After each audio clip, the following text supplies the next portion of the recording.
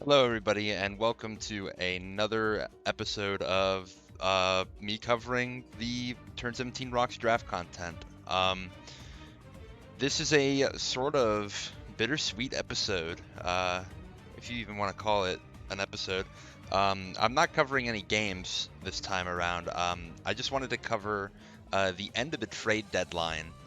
Um, and as you can see by this intro that I have here, I made a major trade right before the trade deadline, and I want to go over that. I've been foreshadowing it a little bit with this image that's on screen here. Quick little edit to my logo for my draft team, um, as well as with the thumbnail, if you've seen. But let's get right into this.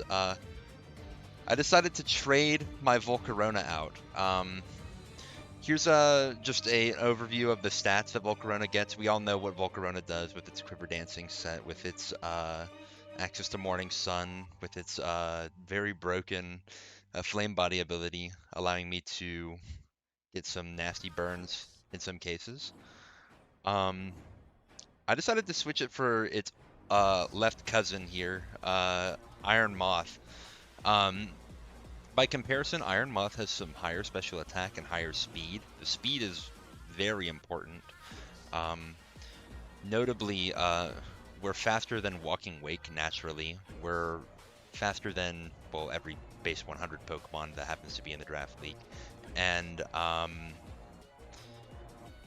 think there are a couple 105 Pokemon, like, I don't know, Cryogonal, but we don't really care about that.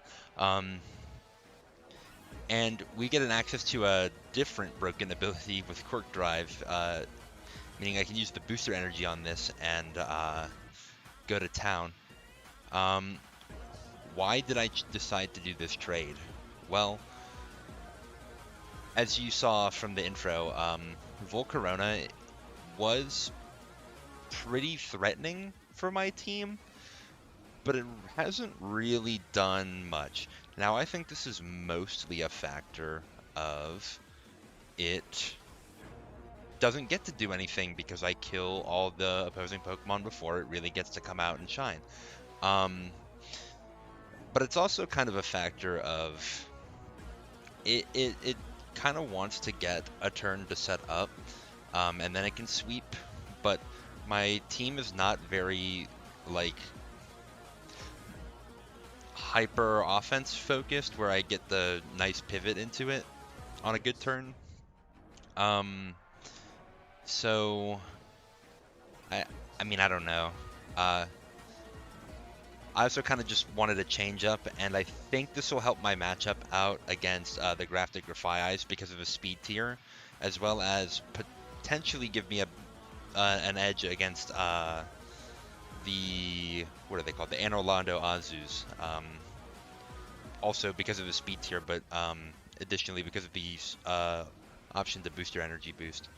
I'll go through some of the other trades that happened. If I can adjust. There we go.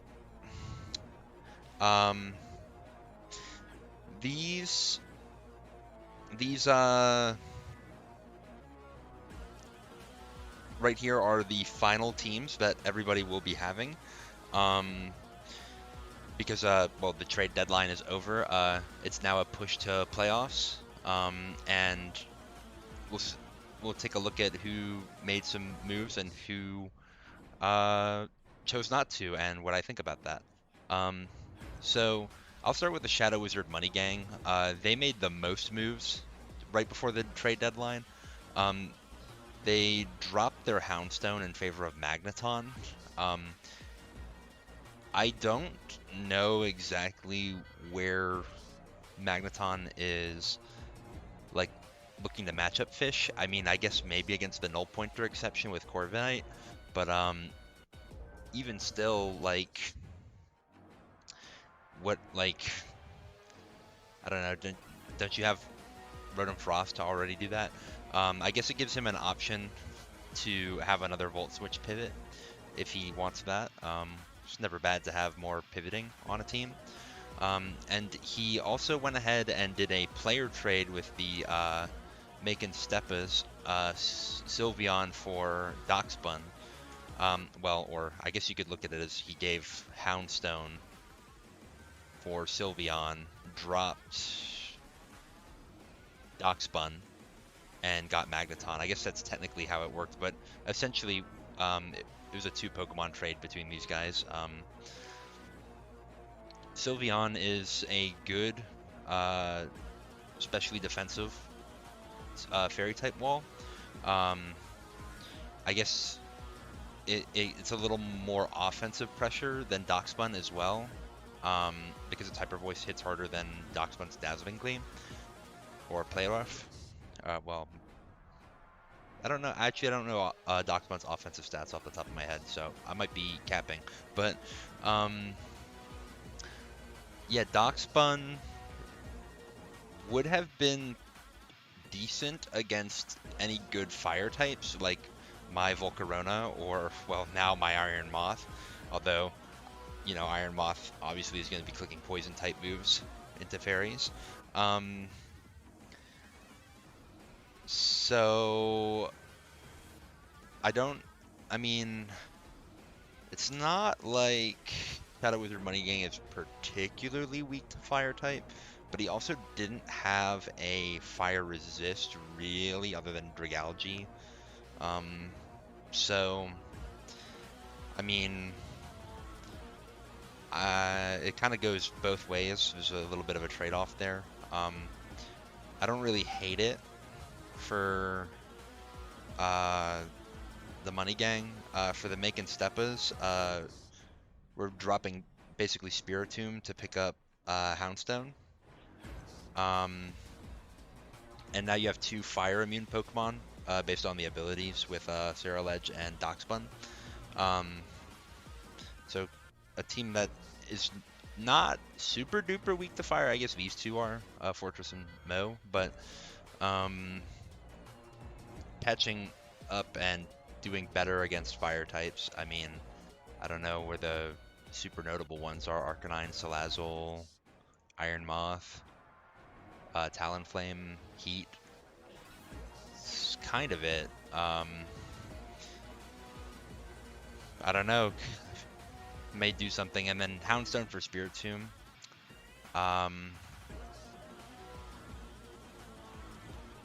Your ghost type options with Houndstone are very limited. As I've come to find out, its only legal physical ghost type move is Shadow Sneak. It doesn't even get Shadow Claw, so it's not going to be a good ghost type attacker. It does get a decent ability with Fluffy. It does have an option to go for a potential sand sweeping set. I guess that pairs well with his Hippowdon actually, so maybe this makes sense. But it's not a very strong Pokemon, so like I'm not too worried about it really. It's kind of a whatever trade. Next we'll go with the Grafted Grafaiis, who opt to drop Cloth, who has not come to a game yet, and pick up Zoroark. I think this is a really nasty trade. I like the disguise shenanigans. I think a lot of players are going to get caught off guard with it, and I also like that he has now a Sucker Punch user after getting rid of Brute Bonnet. Sucker Punch is going to be really big against certain Pokemon in this league, particularly Goldengo and Dragapult. And Zoroark having the advantage of disguising itself with its ability might be able to trick a Dragapult into attacking erroneously into a Sucker Punch to try to get a kill. For an NU pick, I think it's really good. Yeah, I can't really complain. I guess I missed that Shadow Wizard Money Gang changed the Terra Captain from the questionable Fighting and Steel Great Tusk to a more reasonable Slitherwing with Bug and Fire. Fire is particularly to boost Flare Blitz. Um, it would have been really nice if he had a Sunsetter like Torkoal on his team to take advantage of the photosynthesis and the sun boosted fire stabs that Slytherin can provide. It's really dangerous under those conditions, but he really did not want Torkoal, and I don't really get it because that would have made his team really strong. I mean, for me, I would have done it, but I get not wanting to get rid of Meowscarada. It's pretty good with all 2 kills that it's gotten so far. Bug is probably the more dangerous of the two. Getting extra damage on first impression can be really dangerous. Then we'll talk about the Anor Londo Azus, who made quite a few switches. I guess first we could talk about the Terra Captain, Dragapult, going from Ghost Ground to Ghost Steel. In general, I think that's worse. I think Ground is better coverage.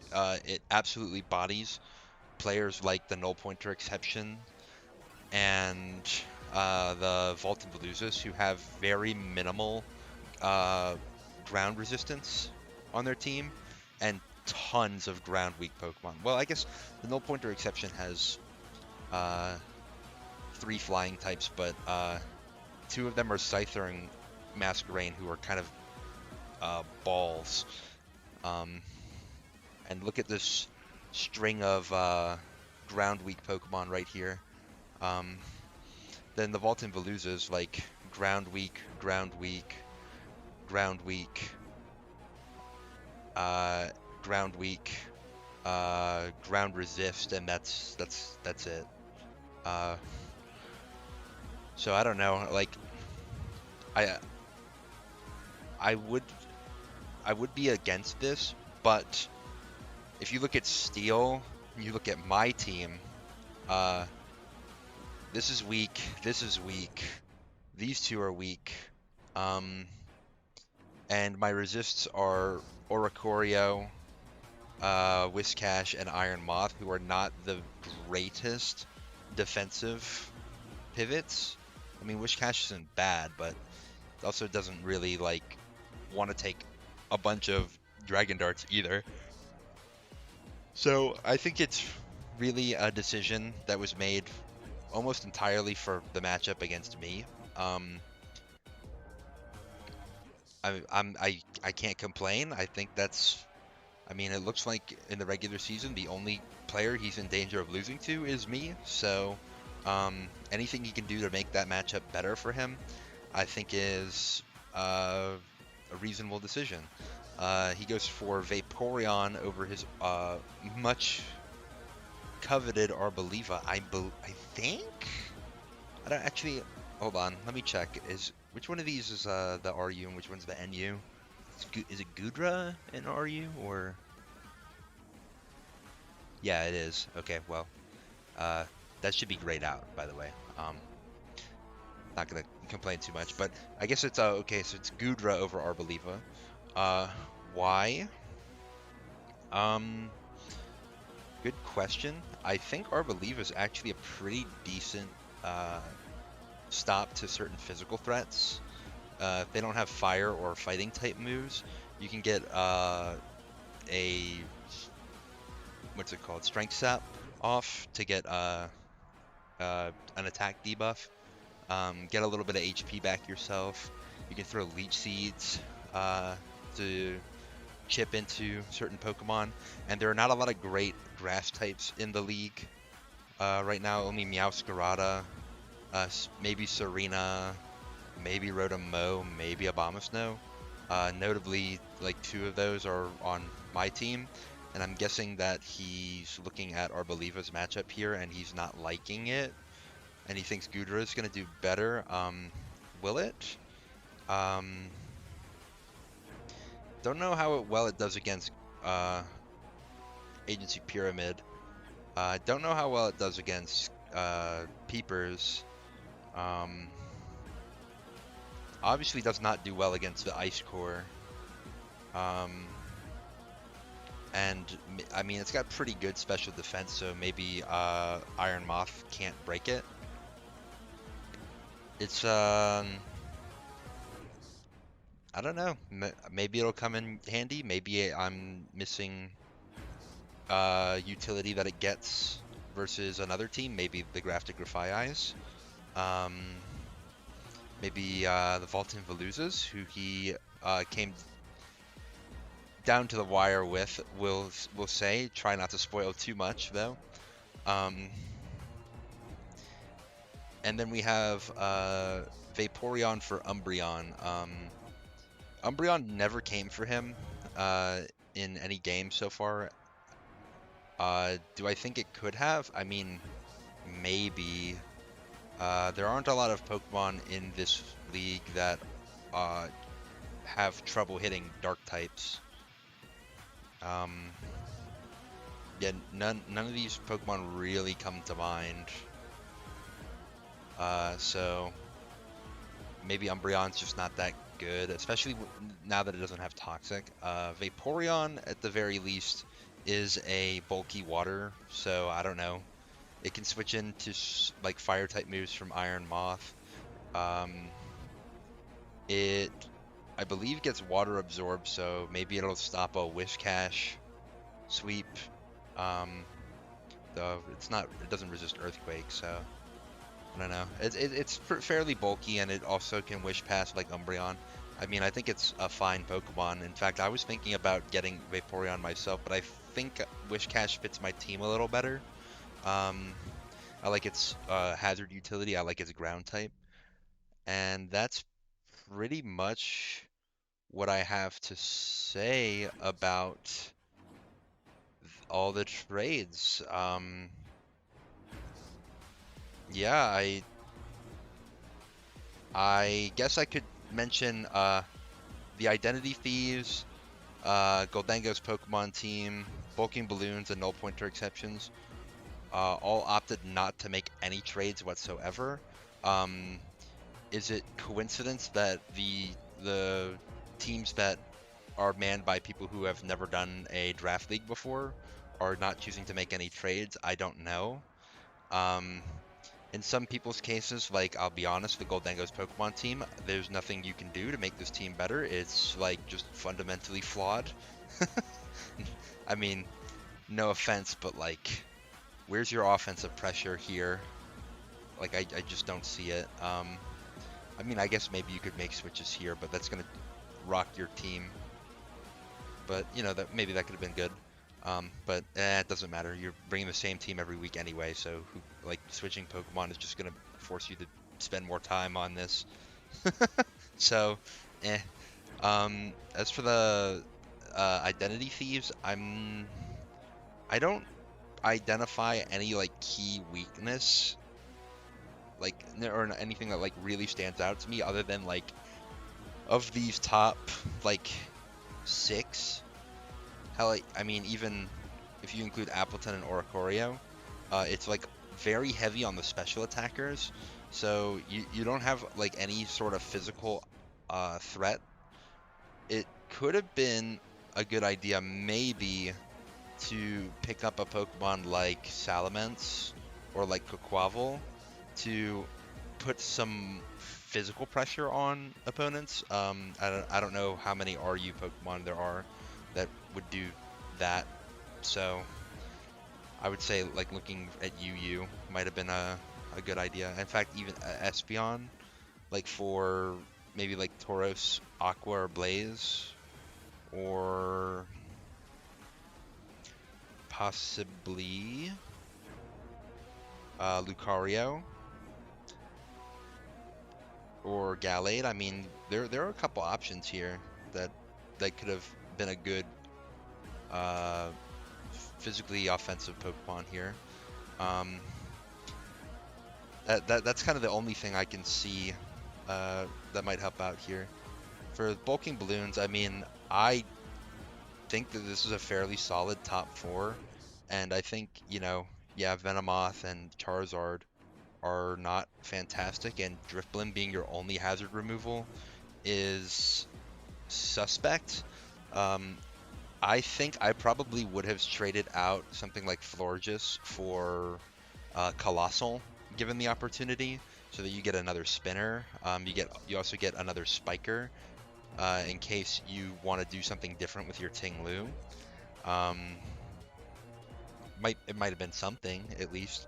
And Charizard, you just cannot bring Charizard in a item clause format when you have such an important Pokemon that needs the boots. Like,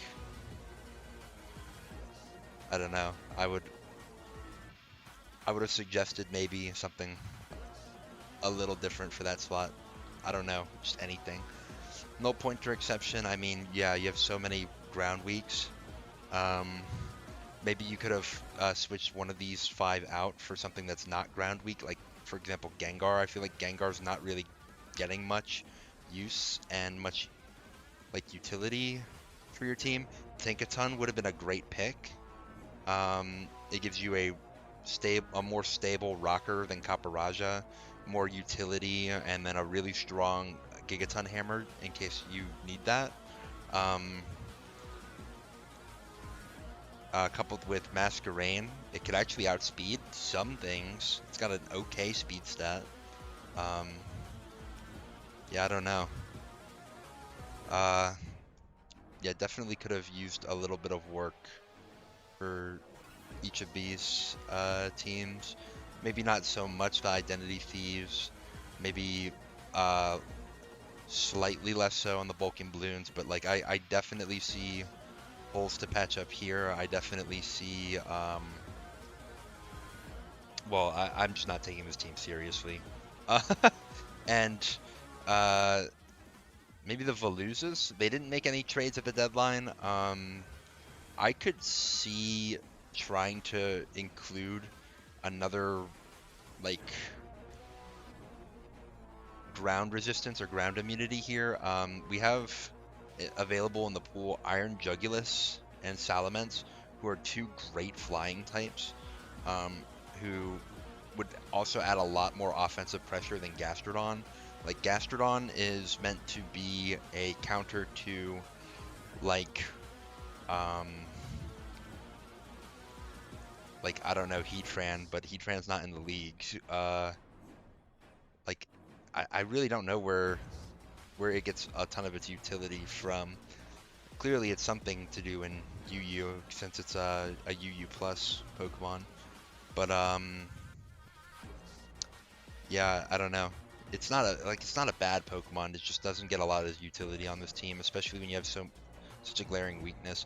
Plus, like this Indeedee Psychic Terrain plus King Gambit Sucker Punch anti synergy here. I just think it's really it's, I don't know. It feels like you're bending over backwards to make Armarouge work, and in doing so, you're shooting your King Gambit in the foot. Um, like something could have been done here. I don't know. Like, yeah, Indeedee and Armarouge are a pretty good synergy, but like, I don't think it's worth it to like forego your King Gambit. Just for what?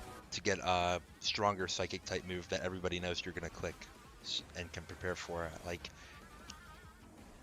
Anyway, I'm done like rambling about this league. I could go on forever, but we'll be back next time with the game 6 reactions, and then with my game against the Shadow Wizard Money Gang. So be prepared for that. I'll see you all later.